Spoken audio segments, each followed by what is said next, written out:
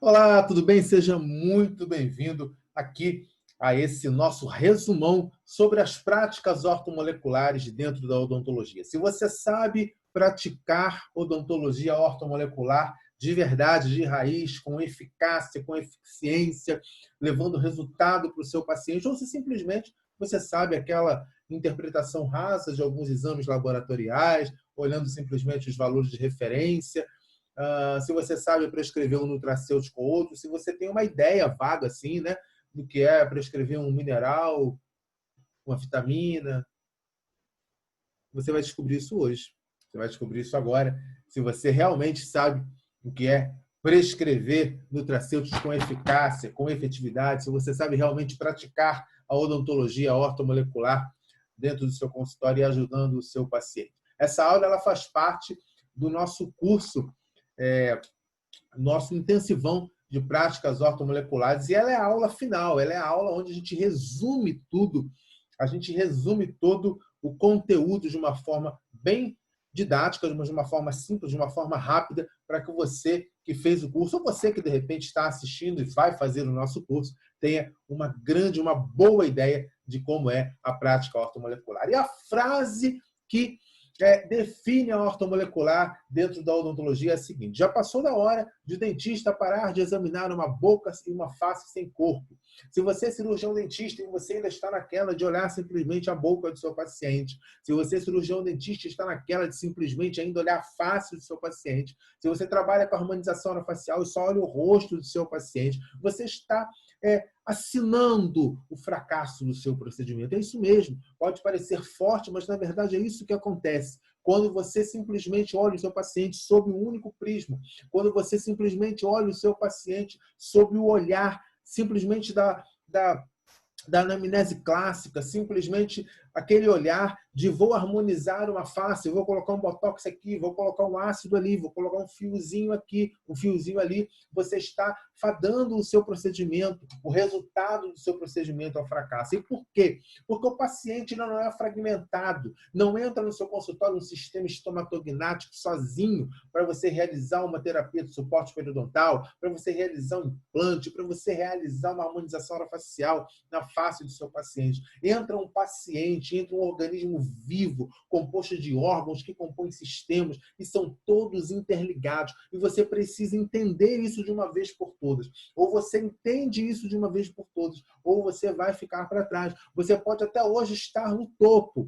Você pode até estar no topo da sua profissão. Você pode até estar no topo da harmonização orofacial. Eu posso estar falando com alguém aqui que é considerado referência em harmonização orofacial. Mas eu te digo o seguinte: tão importante quanto chegar ao topo é se manter no topo.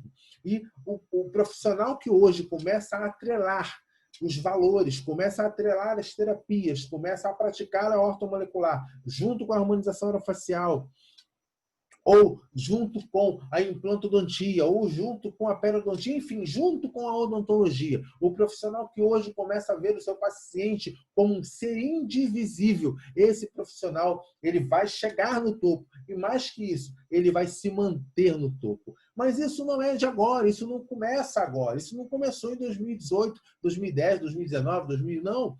A odontologia vista pelo prisma sistêmico, a prática ortomolecular da odontologia, ela começa em 1939, com um dentista, exatamente um dentista como você, como eu, um dentista como nós que já entendia em 39 que era impossível ver o paciente somente como dentes, ver o paciente somente como mucosa jugal, ver o paciente somente como sistema estomatognático. Era o Weston Price. O Weston Price era um dentista canadense e ele já em 39, ele olhava o seu paciente como um todo e ele identificou, pasme você, ele identificou em 39, preste atenção, aqui comigo, em 1939, Price identificou que a alimentação e nutrição, dieta moderna, rica em açúcares, em farinha, em gorduras ruins, ou seja, uma alimentação que hoje comumente os nossos pacientes têm. Naquela época ele já identificou o seguinte: olha, esse tipo de alimentação, essa desnutrição, exatamente, essa desnutrição, a alimentação desnutritiva, Existe uma alimentação desnutritiva. E essa alimentação pode estar na sua mesa. Essa alimentação pode estar dentro da sua casa. Essa alimentação pode estar na mesa do seu paciente. E você precisa identificar isso para que você tenha sucesso no seu tratamento. Para isso, identificou, olha, uma alimentação desnutritiva. Ela é capaz de causar problemas de saúde bucal e problemas de saúde geral, saúde holística no paciente. Price identificou isso e durante muito tempo a odontologia não abriu os olhos, a odontologia fechou os olhos para essa visão sistêmica, ao passo que a medicina abriu os olhos, ao passo que a medicina ampliou os horizontes. Tanto é que existem diversos médicos nutrólogos, porque eles entenderam que a base da fisiologia humana é a bioquímica e a nutrição, ou seja, a bioquímica nutricional. E aí partiu-se para o lado da ortomolecular. E aí você tem Linus Pauling trazendo a ortomolecular, alcunhando esse termo em 1968. E aí você tem no Brasil o professor Efraim Osweller, né? O diretor de uma das maiores escolas de ortomolecular no Brasil, se não a maior escola de ortomolecular no Brasil, em São Paulo, onde eu tenho a honra de ser um dos professores. Ele traz isso para o Brasil, ele coloca isso na mesa e diz, olha, é por aqui, ele mostra o caminho. E aí, a ortomolecular dentro da odontologia começa agora a ter força. O dentista ele para de olhar simplesmente o profissional como o paciente, na verdade, como uma boca sem corpo. Ele quer entender de fisiologia. Se você é dentista e você ainda não entende, você precisa sair da sua zona de conforto. Você precisa entender de tireoide. Roberto, mas eu não vou tratar tireoide. Mas você precisa saber que a tireoide, o hipotireoidismo, que as doenças hormonais, tanto dos hormônios sexuais ou não, uma alteração em gastrina, por exemplo, pode alterar o resultado do seu tratamento odontológico. Você precisa entender isso. Isso precisa estar claro na sua mente. Ok? E tudo parte de um planejamento. Você que é ortodontista, você que é implantodontista, você está familiarizado com o planejamento. Né? Você não vai fazer um tratamento ortodôntico sem planejar. O paciente não chega no seu consultório para fazer uma ortodontia, uma implantodontia ou qualquer terapia. Você coloca o seu paciente na cadeira e cola os brackets, ou você coloca o seu paciente na cadeira e começa a fazer o implante. Não, você planeja. O planejamento ele é a base de tudo. O planejamento dentro da odontologia não importa, independente de qual é a área, o planejamento ele é fundamental dentro da odontologia. Por isso é que nós ganhamos muito tempo com o nosso planejamento, porque senão você acaba fazendo coisas do arco da velha, porque senão você acaba tendo resultados não tão satisfatórios assim. Dentro da harmonização orofacial é a mesma coisa. O paciente, quando chega no seu consultório, ele fala assim, doutor, olha, eu tenho essas rugas no frontal, doutor, eu tenho aqui esses pés de galinha, eu tenho um sulco nasogeniano, eu gostaria de tirar essas alterações da minha face. Você planeja, você fotografa, você faz vídeo, você estuda, você olha, você pensa qual é a melhor técnica, você discute o caso com os seus colegas, você identifica os melhores produtos para utilizar, você identifica a associação das técnicas que você sabe. Não se esqueça que se você só tem martelo, todo problema você acha que é prego. Então, se você só sabe fazer botox, botox, botox, você vai tender a preencher suco nasogeniano com botox, a fazer lift com botox, fazer tudo com botox. Ao passo, se você sabe fazer um botox, se você sabe fazer um preenchimento, você vai interligar essas técnicas. Então, você vai planejar do ponto de vista de harmonização orofacial o seu paciente. Você está preparando essa terra. Você está preparando a terra. Você vai, de repente, orientar o seu paciente a fazer um microagulhamento para melhor estimular esse colágeno. Você vai orientar o seu paciente a fazer uma limpeza de pele, a fazer um peeling, por exemplo.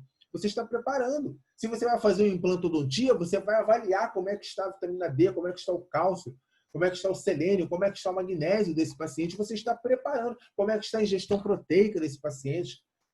Como é que está a K2. Como se esse paciente tem necessidade de você entrar com uma suplementação nutricional em relação a isso. Quais são os medicamentos que o seu paciente utiliza Tudo isso você vai levar em consideração. Esses profissionais aqui da agricultura, eles estão preparando a terra para plantar. Depois do preparo da terra, eles vão plantar. Você tem a fase do plantio. Quem é meu aluno já conhece isso. Você tem a fase do preparo de terra, a fase do plantio, fase da colheita. Depois que você prepara a terra, você planta. Depois que você planta, você colhe. Então, existem muitos fatores importantes para que você realize um procedimento com toda a segurança possível. Existem diversos fatores importantes, todos os procedimentos, do ponto de vista técnico-científico, lógico, ok? Como nós vimos aqui, eu tenho aqui uma fase de colheita, posterior a uma fase de plantio, posterior a uma fase de preparo de terra. Aqui eu estou fazendo um plantio, eu estou plantando, eu estou colocando um fio liso para bioestimular o colágeno dessa minha paciente. Então, eu estou fazendo um plantio. Aqui, eu estou colocando um implante, eu estou plantando um implante, onde eu vou colocar uma prótese em cima desse implante. E eu preciso planejar a oclusão, a dimensão vertical da oclusão. Eu preciso planejar tudo nesse paciente, senão eu acabo causando mais problemas nesse paciente. Então, tudo isso precisa ser muito pensado. E dentro da ortomolecular é a mesma coisa. E como é que dentro da ortomolecular eu planejo isso? Como é que eu planejo isso do ponto de vista ortomolecular? Bom, eu vou conversar com você. A gente já viu isso no nosso curso, mas você que está aqui chegando agora, ou vendo esse vídeo pela primeira vez, existem 5 fatores básicos que interferem nesses procedimentos. E eu vou falar rapidamente sobre cada um deles. Então, o primeiro deles é o estado nutricional e o estado clínico, odontológico e geral do paciente. Então, eu preciso entender o que é estado nutricional, eu preciso saber, e você já sabe, você que já é meu aluno, você sabe a diferença do estado nutricional para o estado alimentar do paciente, o estado clínico odontológico geral, o estado clínico geral do paciente em relação a doenças de base, enfim, diferença entre alimentação e nutrição, medicamentos que o paciente utiliza, todos esses são fatores, os nutracêuticos e também os perfis hormonais do paciente. Então, eu preciso começar da anamnese. Eu preciso começar do começo. Eu não posso querer começar do final. Eu não posso querer começar prescrevendo nutracêutico. Antes de começar prescrevendo nutracêutico, eu tenho que começar da anamnese. Eu tenho que saber a fisiologia para eu identificar a patologia para eu poder tratar. Então, a gente avalia do seguinte modo. Avaliação clínica geral e nutricional. Esse paciente é um paciente que tem alguma doença? É um paciente que tem alguma comorbidade ou não? Como é que é o estado nutricional desse paciente?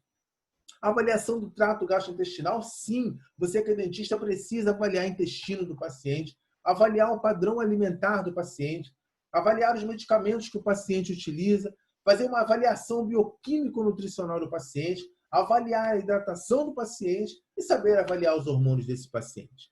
E como é que a gente começa com o exame clínico-físico desse paciente? Avaliar se o paciente tem doenças gastrointestinais, avaliar o estado de saúde bucal, se é um paciente diabético, se é um paciente hepatopata, se é um paciente que tem alteração renal, se é um paciente que tem hipotiroidismo, se é um paciente que tem inflamação subclínica, se é um paciente que tem alterações hormonais, se é um paciente em uso de polifarmácia, que vai levar a interações medicamentosas e nutricionais e pode levar a todas essas outras condições.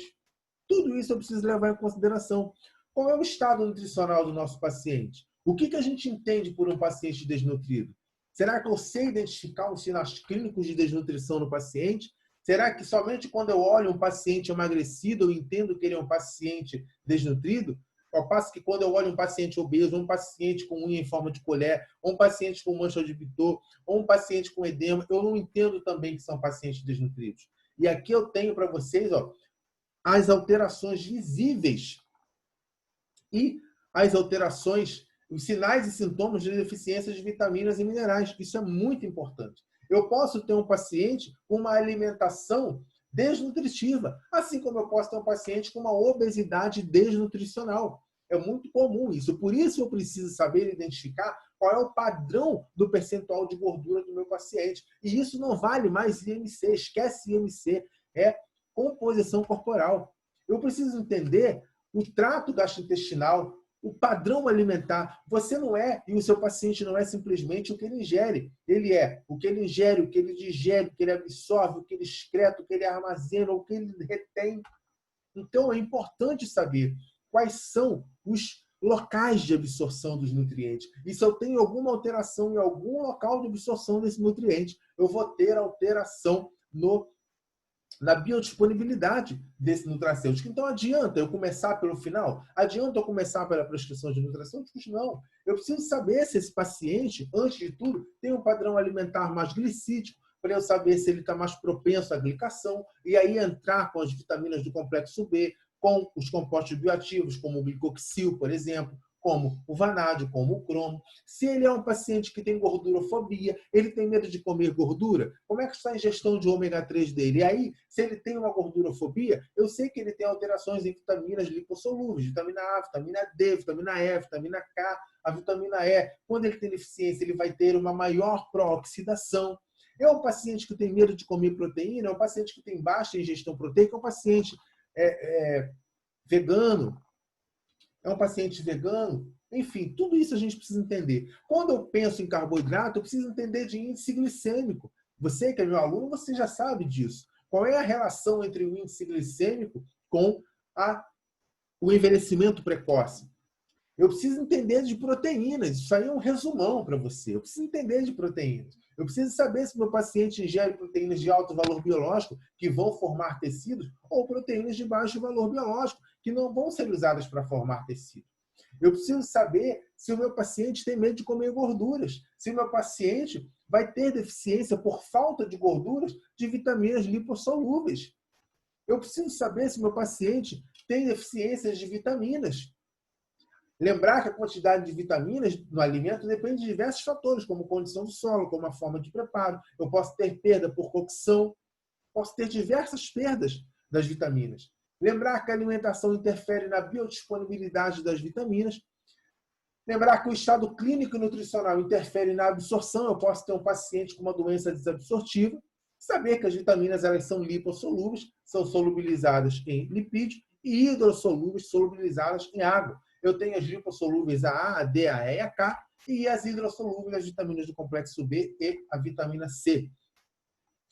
Lembrar dos minerais, tão importantes para a constituição dos componentes orgânicos, como enzimas, hormônios, secreções, proteínas do tecido orgânico. Lembrar que eu tenho macrominerais e microminerais. Saber quais são esses macrominerais, saber quais são esses microminerais, é muito importante isso.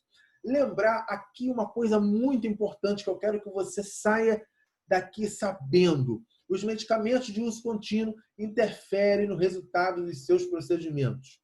Eu vou repetir. Preste muita atenção nessa informação.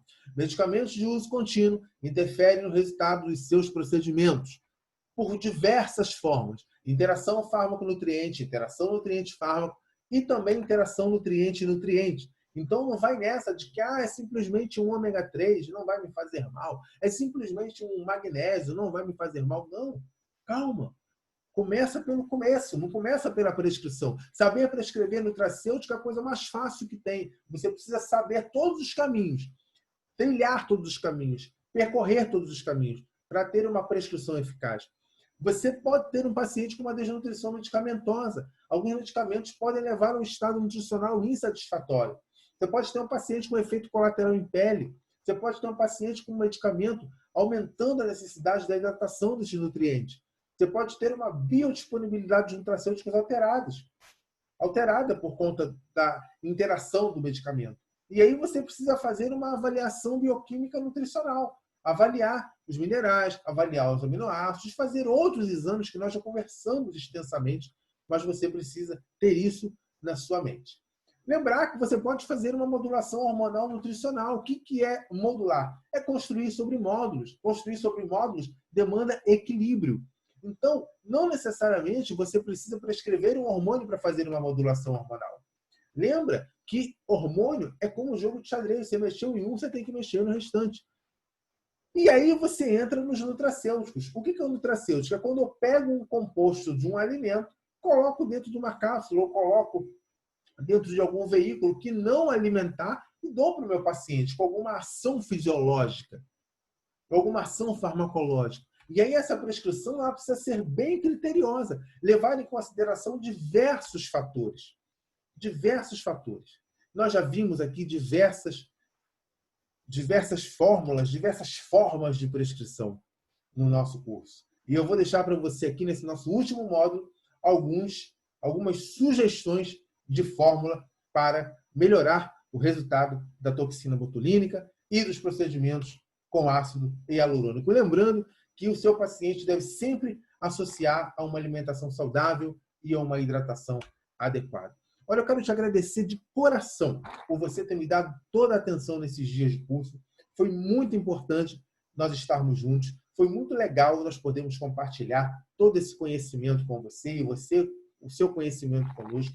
E eu quero te deixar muito à vontade para você tirar suas dúvidas, mandar pelo nosso canal de contato aqui no WhatsApp, no nosso grupo, as suas dúvidas, estude esse material, leia esse material, ouça isso quantas vezes for necessário, ouça quantas vezes for necessário essa aula e tire as suas dúvidas. Lembre-se sempre, o melhor profissional não é aquele que simplesmente sabe a sua ciência, é aquele que ouve o seu paciente. Por quê? Tão importante quanto saber qual é a doença ou qual é o objetivo do paciente é conhecer o paciente que tem aquela doença ou aquele objetivo. Por isso, é importante você olhar vendo, você escutar ouvindo, tocar sentindo e começar por uma boa anamnese. Esse é o melhor caminho para um correto prognóstico, um correto diagnóstico, um excelente prognóstico no seu paciente. A resposta está sempre no seu paciente. Por isso, é preciso vê-lo de forma integrativa.